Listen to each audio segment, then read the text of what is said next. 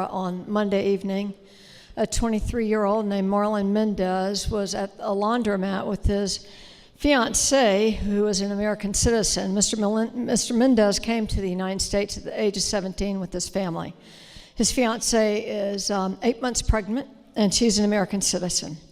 So as they were leaving the laundromat, they were accosted by plainclothes agents who began rummaging through his pockets without identifying themselves or any other information.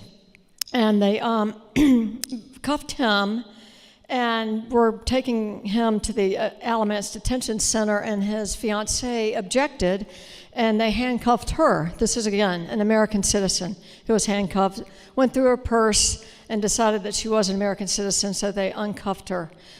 Her daughter was due, as I said, in 6 weeks, and she had counted on her fiancé to help with the care of that child, but it looks like he's headed to a detention center. And I give you this example, and y'all have heard these every single day in the media about what's going on with these aggressive ICE arrests.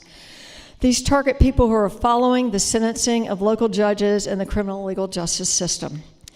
This undermines due process, the rule of law, and trust in the overall judicial system.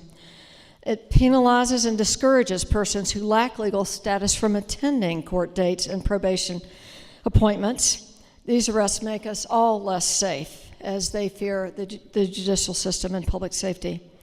They also force our local governments and nonprofits to pick up a safety net to step in and help these families that are broken up and creating financial crises.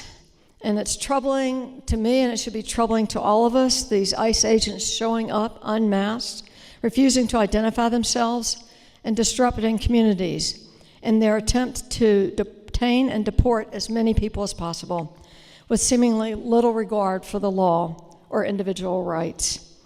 I think these instances of recent ICE agents wearing masks and plain clothing when making arrests have at the same time that we here in this chamber have criminalized mask wearing seems somewhat ironic and hypocritical.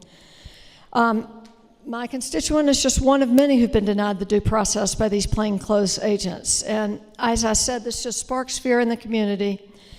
And there have also been reports of people impersonating ICE agents and harassing people in other states. We haven't seen that here.